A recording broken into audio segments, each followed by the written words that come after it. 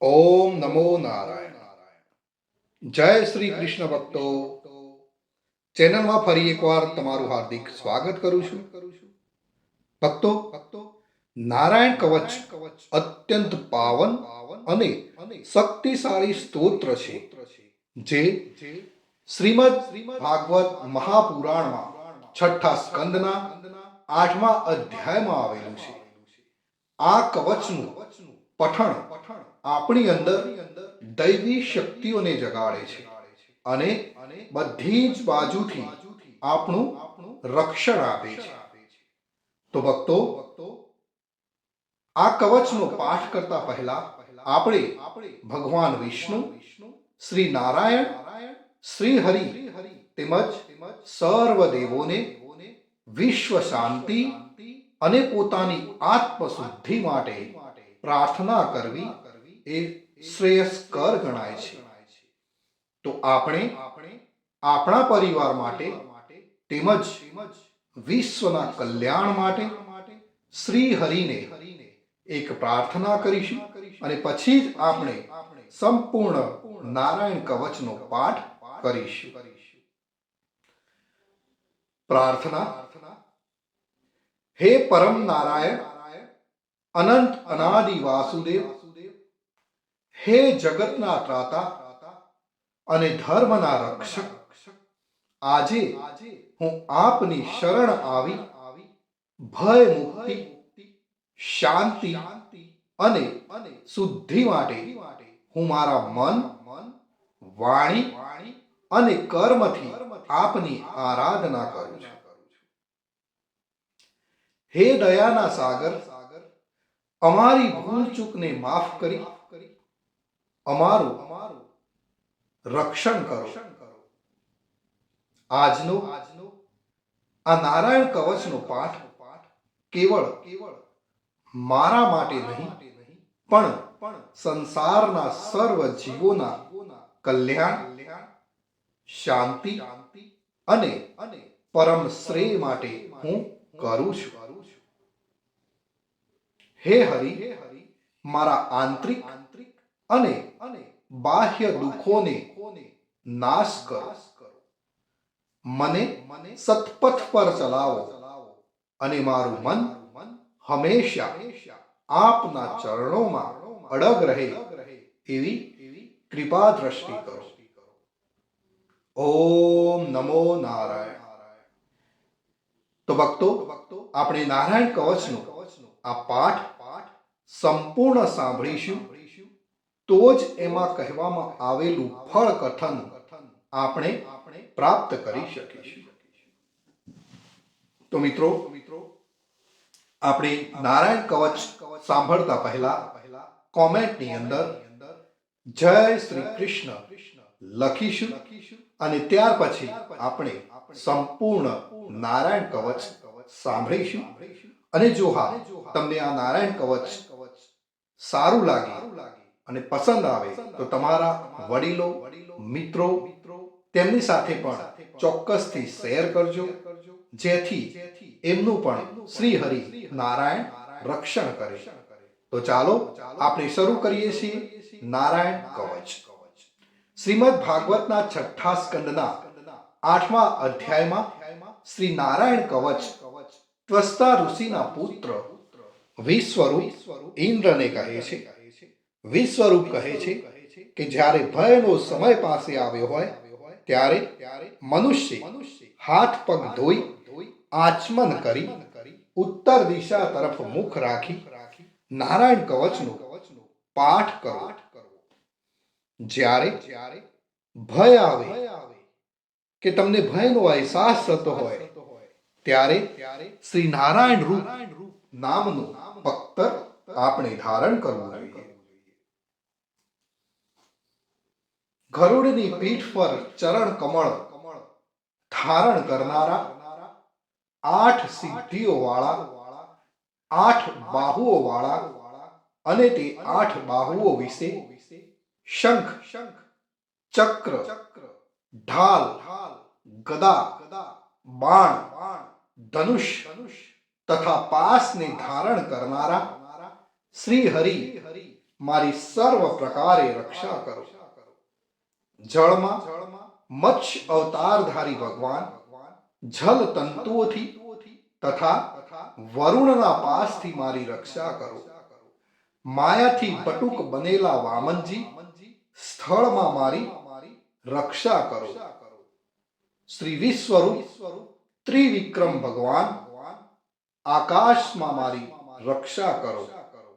જેના અટ્ટહાસ્યથી દિશાઓ ગાજી ઉઠી હતી અને ગર્ભિણીઓના ગર્ભ પડી ગયા હતા, તેવા નૃસિંહ ભગવાન દુર્ગ, વન અને યુદ્ધ ભૂમિમાં મારી રક્ષા કરો. પોતાની દાઢથી પાતાળમાંથી પૃથ્વીનો ઉદ્ધાર કરનાર ભગવાન યજ્ઞ મૂર્તિ વરાહ માર્ગમાં મારી રક્ષા કરો. પરશુરામ ભગવાન પર્વતોના શિખરોમાં મારી રક્ષા કરો. અને ભરતના મોટા ભાઈ રામ ભગવાન તથા લક્ષ્મણ પ્રવાસમાં અમારી રક્ષા કરો. ઉગ્ર ધર્મ અને પ્રમાદથી નારાયણ ભગવાન મારી રક્ષા કરો. અને નિંદાથી નર ભગવાન અને યોગ ભ્રષ્ટ થતા યોગેશ્વર દત્તાત્રેય ભગવાન મારી રક્ષા કરો. ત્રણેય ગુણોના સ્વામી ભગવાન કપિલ કર્મ બંધનથી મારી રક્ષા કરો.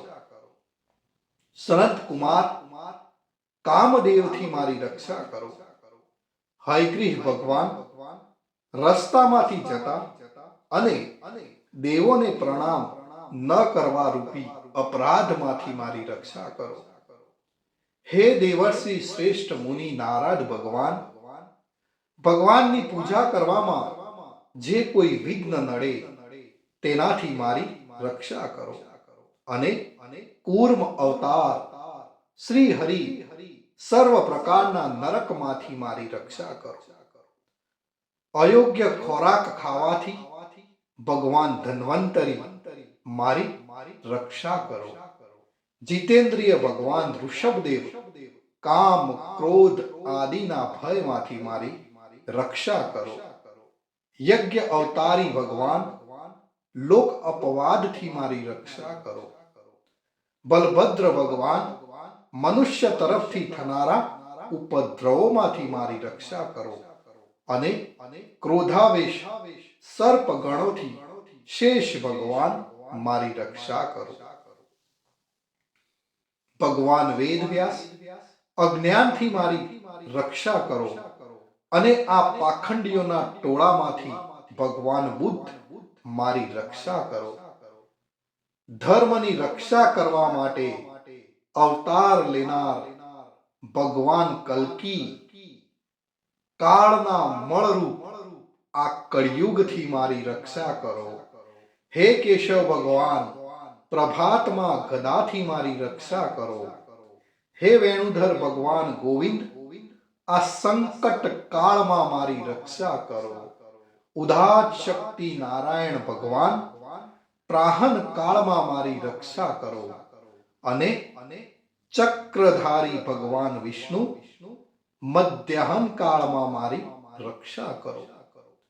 મધુ દૈત્યને મારનાર ઉગ્ર ધનુર્ધારી ભગવાન વિષ્ણુ ત્રીજા પહોરમાં મારી રક્ષા કરો. બ્રહ્મા, વિષ્ણુ અને રુદ્ર એ ત્રણ મૂર્તિવાળા ભગવાન માધવ સાય કાળમાં મારી રક્ષા કરો. ઇન્દ્રિયોના સ્વામી ઋષિકેશ ભગવાન પ્રદોષ કાળમાં મારી રક્ષા કરો. પદ્મનાભ ભગવાન કેવળ એક અર્ધ રાતથી પહેલાના કાળમાં અને અર્ધ રાતે મારી રક્ષા કરો. શ્રી વત્સચિહધારી ભગવાન એવા ઈશ શ્રી વિષ્ણુ ભગવાન પાછલી રાતે મારી રક્ષા કરો. તલવારધારી ભગવાન જનાર્દન મળ સકામાં મારી રક્ષા કરો. દામોદર ભગવાન સંપૂર્ણ સંધ્યાઓમાં મારી રક્ષા કરો. કાળ મૂર્તિ ભગવાન વિશ્વેશ્વર સૂર્યોદય પહેલાના કાળમાં મારી રક્ષા કરો. હે પ્રલય સમયના અગ્નિ જેવી તીક્ષ્ણ ધારવાળા ચક્ર, જેમ વાયુવાળા અગ્નિથી સૂકું ઘાસ બળીને ભસ્મ થાય તેમ તમે અમારી શત્રુ સેનાને ભસ્મ કરો. હે વ્રજના જેવા તીક્ષ્ણ સ્પર્શવાળા તણખાઓથી ભરેલી ગદા, તમે ભગવાનને પ્રિય છો. તમે કુષ્માંડ, યક્ષ, રાક્ષસ, ભૂત તથા ગ્રહોનો ભૂક્કો કરી નાખો તથા મારા શત્રુઓના ચૂરે ચૂરા કરી નાખો. હે પંચજન્ય શંખરાજ, શ્રી કૃષ્ણ ભગવાન તમને ફૂંકીને ભયંકર શબ્દ કરે છે અને તેનાથી શત્રુઓના હૃદય કંપે છે. હે પંચજન્ય શંખરાજ, તમે રાક્ષસો, પ્રમથો, પ્રેતગણ, માતૃકાગણ, પિશાચ, બ્રહ્મ રાક્ષસ તથા બીજા ઘોર દ્રષ્ટિવાળાઓને નસાડી મૂકો. હે તીક્ષ્ણ ધારવાળી તલવાર, તમે ભગવાનના હસ્ત દ્વારા પ્રેરાઈને મારા શત્રુઓના સૈન્યને કાપી નાખો. હે સેંકડો ચંદ્ર જેવા મંડળ સમાન ઢાલ, તમે શત્રુઓની આંખને ઢાંકી દો તથા પાપી નજરવાળાઓની પાપ દ્રષ્ટિને તમે હરી લો. અમને ગ્રહોથી, કેતુઓથી, મનુષ્યોથી, સર્પોથી તથા દાઢવાળા પ્રાણીઓથી તથા પાપોથી જે ભય થાય છે તે સૌ તથા જેવો અમારા સુખમાં વિઘ્ન કરનાર છે તે સર્વે ભયો ભગવાન નામ રૂપ અસ્ત્રના કીર્તનથી જ તુરત જ નાશ પામો.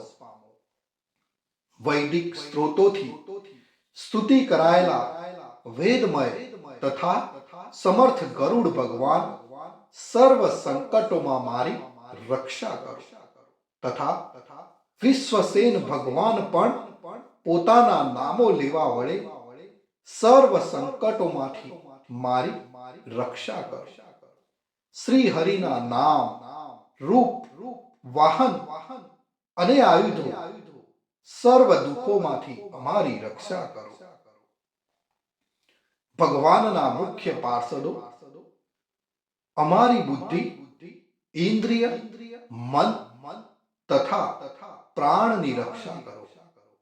આ સાકાર નિરાકાર જે કઈ જગત છે સર્વ ભગવાનનું જ સ્વરૂપ છે. આ સત્યથી મારા સર્વ ઉપદ્રવો નાશ પામે. અભેદ દ્રષ્ટિવાળા મનુષ્યોને ભગવાન પોતે ભેદ રહિત જોવામાં આવે છે, તો પણ તે પોતાની માયાથી આભૂષણ, આયુધો તથા ચિહ્ન નામની શક્તિઓને ધારણ કરે છે.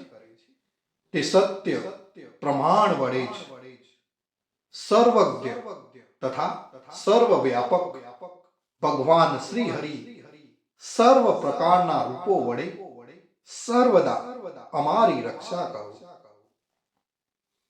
શ્રી નૃસિંહ નામના ઉચ્ચારણથી જળ, વાયુ, અગ્નિ આદિનો પ્રભાવ પોતાના તેજથી દૂર કર્યો છે.